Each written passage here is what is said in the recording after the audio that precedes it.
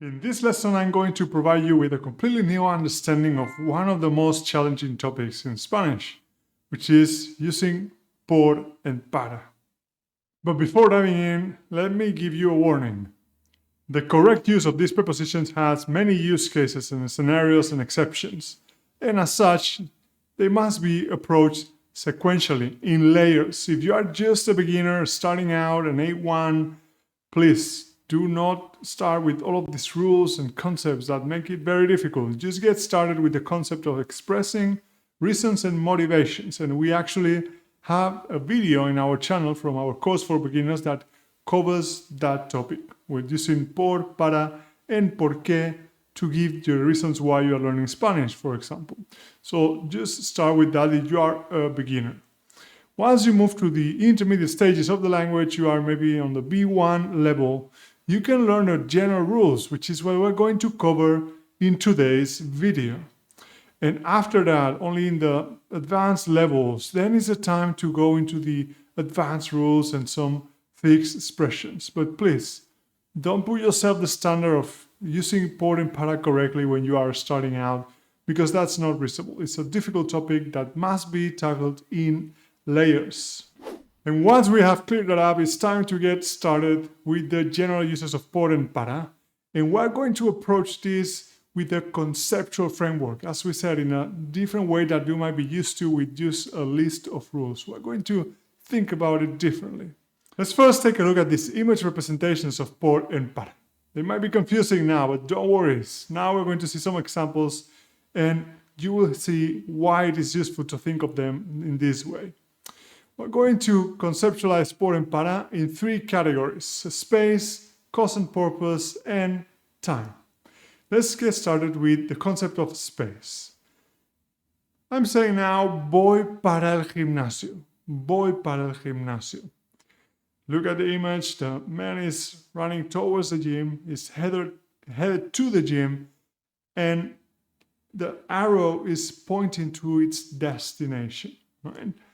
But if I say, voy para el gimnasio por el Parque del Retiro, you can see now how the focus is on the journey the guy is traveling. Where is he going through?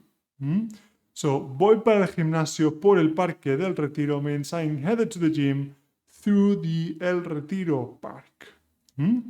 If you look at this both side by side, you may have a better understanding of what this image is representing, right? With para, we have sort of this arrow towards destination, this limit, this heading towards something. Voy para el gimnasio. My focus is on my destination, on where I'm headed. But with por el Parque del Retiro, the focus is in the journey itself, through where I'm going to my destination. So we have completely different focus here. So we can associate para with the concepts of direction and destination. As an interesting fact, it's believed that para comes from the word por, right, originally, and it added the a, which a in Spanish normally is ir a, is headed to someplace. So that may help you remember that para is focused on the direction of the destination. And again, one more time, this image is representing it with the arrow in a quite visual way. And in contrast, por, we can associate that with the concepts of a journey and of going through somewhere. Voy para el gimnasio through the Retiro Park. Por el Parque del Retiro. Now I want you to take a look at these two examples. Voy por la playa, voy para la playa. Which of these is representing the image you can see here? So, does it make sense for the guy to be saying, voy por la playa or voy para la playa? Well, he's going through the beach. He's in the beach now, not headed towards the beach. Then we should use por. Voy por la playa. Voy para la playa will be better represented by this picture. Again, with our arrow for para. Remember again this concept of para as this arrow, as this concept of direction, of destination, and por with the concept of a journey. of going through somewhere, of going through a space. And with this same conceptual framework, let's look at another example and at another use of para and por. He escrito una carta para mi abuela. I have written a letter for my grandmother. And again, this is a different scenario, but we have one more time the concept of direction, destination, this arrow, and we are expressing the recipient of something. This letter has a destination, and my grandmother is the recipient of it. So we also use para to express the destination of not only an object, but also an idea, a concept, an action, an intention. If, however, I specify that voy a mandar la carta por correo postal, I'm going to send the letter through the mail, the physical mail, correo postal, then again I'm emphasizing the journey, the medium through which my letter is being sent. And therefore, I'm going to be using por. Voy a mandar la carta por correo postal, but la carta es para mi abuela. Right? The destination of the letter is my grandmother. She is the recipient of it. We have now covered some uses of por and para as it relates to space. Remember the direction someone is headed to, or the recipient of something. For para, and with por, the journey someone travels, or the medium through which someone is being sent, right? We covered the carta, the letter, but also I talked with him on the phone, would be hablé con él por teléfono. The phone was the medium through which we spoke. Now let's move on to the next concept. And it is the distinction between cause and purpose, which is a bit more abstract. But let's look first at these two examples. Hago esto por ti. Hago esto para ti.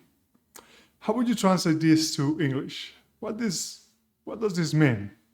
Well, hago esto por ti is I'm doing this for you, because of you, on your behalf. Hago esto para ti is I'm making this for you to give it to you. So you can see in both cases it can be for, which is what gets students a bit tripped up with this, but they mean different things. Let's look at this sentence to exemplify it even more clearly. We built this fence for the dogs. What would be the correct translation for this? ¿Construimos esta valla por los perros o construimos esta valla para los perros? Well, it's a tricky subject, and this is a tricky question because both are correct. Construimos la valla para los perros, por los perros, both are correct, but mean different things. And this is something you need to be comfortable with in these topics with por and para, also subjunctive in Spanish, past tenses, many of these difficult things that you have to decide between two options. It's not so much about being correct or what is right, but what we are trying to communicate. There is no right or wrong as there is something the speaker is trying to convey. And in this first sentence, construimos esta valla para los perros, our focus is on the purpose of why we build this fence. And it is to prevent our dogs from running away. So our dogs are the beneficiaries, the purpose of our action. They benefit from it, and they are the objective behind it. We don't want them to run away. So it's para los perros. But, however, if we say construimos esta valla por los perros, they are the cause of the fence is to prevent them from attacking us, right? So they are the cause why we built it. So instead of saying we build the fence for the dogs, as in for them, for their benefit, for their purpose, we are now expressing because of these dogs. So they don't attack us. We are referencing our motivation to build it as a way of protecting us from these dogs, instead of focusing on the beneficiaries of the action, which is our dogs themselves. Let's look at another example. Tengo que estudiar para el examen. Now the concept is one more time of a destination, of the purpose of an action, idea, or decision. I have this goal, and that's why I'm studying. Tengo que estudiar para el examen. So with para, we are expressing our purpose, our motivation, and this links one more time with our famous arrow, this graphical representation of it, of headed towards something. But in this situation, instead of a place in the space, is more our motivation, our purpose of the action, of idea, of an intention or decision. If instead we said, ayer no pude estudiar por el dolor de cabeza. Yesterday I could not study because of the headache, of my headache. Now we are expressing the cause of something. We are going through one more time. This representation helps, but instead of in the concept of space, this is more abstract, again, as we said before, of our idea. We are going through some headaches, and the headache is the cause why we could not study for the exam. So para expresses purpose, and por is the cause of our actions or ideas or lack of action. And we are now going to add one more conceptual framework to this distinction of por and para.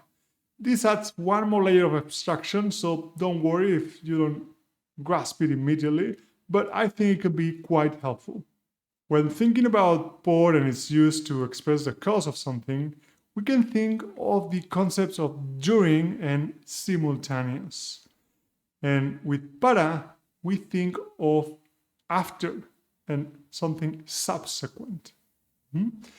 Let's put this into an example to see it more clearly. This guy is saying, me caso con ella por dinero. I'm marrying her for money. So his motivation for money and the marriage are simultaneous concepts. They are going through at the same time. His motivation for money is what makes him go through dating this woman and meeting with her, even having an argument and proposing, asking her to marry him. His feeling is going through him is simultaneous to the action or to the motivation for money. So with por as in cause, things are happening simultaneously. However, when talking about purpose, me caso con ella para comprarme un Ferrari, I'm marrying her to buy a Ferrari. In order to buy a Ferrari, these actions are not are not simultaneous, they are subsequent. I first marry her and then I will get the Ferrari. So when talking about purpose, we have this, again, arrow, destination, and also the concept of something going after instead of during with por. As we mentioned, the distinction between cause and purpose is the more abstract one. But if you think of, again, para as our direction, this arrow, the beneficiary of our actions, our purpose and goal, and por as the thing that motivates us, the cause of our actions, I think it's helpful. Then you add this layer of understanding of para as something sequential. One thing goes after the other. Again, with the arrow representing this quite well. And por as the things that go at the same time, simultaneous, right? The concept of during. I think you can get a pretty good understanding. And of course, this will come with more practice. As you see more and more examples, it will become more clear. And now let's get into the last of our three categories. We started with space, then cause and purpose, and let's look at the next one, which is the concept of time. The example we are going to work with is el informe es para el viernes. The report is due on Friday. Once again, we can be helped by our useful image of the arrow, because for deadlines, right, you can think of this as the limit. Limit is another good concept to associate with the use of para. We have this time frame by which we need to submit a report. So for deadlines, we are going to use para. With por, on the other hand, we talk about an imprecise time. Vendré por Navidad, que quiero ver a mis abuelos. I will come around Christmas. I want to see my grandparents. You can think of it as this imprecise location in time. Instead, we normally would use en, right? Like in. I will come in Christmas, so vendré en Navidad. If we have a better understanding of the time, the exact time, maybe December 25 or some very specific day, but we are not sure, when we don't want to be very precise, then we use por around time to express this lack of a specificity. And this imprecision is also expressed with por when talking about location. So, el bar está por la Plaza de España. The bar is by the Plaza de España. So it's not in exactly there. I'm not sure exactly of the street, the place, but I know it's around there, somewhere there. So for imprecise time and location, we are going to use por. When it relates to time, the distinction between para and por, I think, is more straightforward. Just think of the deadlines of this arrow once again and use para. Tengo que entregar el informe para el viernes. I have to submit a report for Friday. And por, when it regards to time, is an imprecise space in time. Once again, I think we use much more en. Voy a viajar a España en verano instead of por el verano, or voy a viajar en enero instead of por enero. But if you are not sure exactly when, both for time and location, you can use por. That's it for the theory behind the uses of por and para with more conceptual approach related to space, time, cause, purpose, etc., instead of just a list of rules, right? I want you to understand mainly this concept of para as a destination, as our purpose to do things with the arrow representing it, and por related to the concept of journey, of going through somewhere, both in space, in time, the recipients of things, the medium through which things happen. Let's do a quick exercise to see if you have understood the concepts well. We have a sentence here that is missing either por or para, and I want you to then tell me what is the rule behind it, or the reason we are using one or the other. So, mañana es San Valentín. ¿Ya has comprado el regalo, Sara? Tomorrow is Valentine's Day. Have you already bought the present, Sara? What would be correct? Por and para. You can pause the video and think if you need to, and then think about the reason too. So, it would be el regalo para Sara. We're thinking about the recipient, right? The destination of my present is Sara, and therefore we're going to use para. Let's look at one more. Tengo que completar la solicitud el 10 de enero. What would be por and para, and what's the reason? Again, pause if you need to. Let's tengo que completar la solicitud para el 10 de enero, and now we are using it to express a deadline, a limit in time. He dejado el trabajo, el estrés. No aguantaba más. I left my job, stress. I couldn't stand it anymore. No aguantaba más. What is this? Por, para, and what's the rule behind it? It would be, he dejado el trabajo por el estrés. No aguantaba más. Is the cause. And again, think of the concept of simultaneous. You can see it very clearly here because the stress was felt during his job. So it's what motivated him, is the cause to leave the job. One more, de camino al trabajo he pasado tu casa, pero no estabas. So on my way to work, your house, but you were not there. Por, para, what's the reason? Well, he pasado por tu casa. I stopped by, I passed by your home. It's referencing our journey to somewhere. I was not headed to your house, I was headed to work, and I went through your house to get there. That's it for today's lesson. If you found it useful, please dale a me gusta, give it a like. Es gratis, it's free, and it really helps. And if you want to take things a step further with por and para, I have something for you. We have discussed por and para from a more conceptual approach, but it's also useful to look at the rules in more detail. And that's why we have created this cheat sheet that you can easily print with more detailed rules and examples for both por and para. as well as fixed expressions, which again is better to focus on them when you are more advanced, but maybe you want to just take a look. And exceptions of cases in which for is not translated of por and para, which cause quite a bit of trouble. So it can be useful to have this cheat sheet with you from time to time and review when you are doing some exercises or have some questions to look at the different rules. And you will also have here the reminder of our famous images with por and para, our arrow, etc. And we're going to also include as a bonus a worksheet with 2 activities, 2 exercises, and including the answer key too, so you can practice a bit. This is, of course, completely free. You can find it in the link in the description if you are interested. Thank you so much. Soy Alejandro de Key Spanish y nos vemos en clase.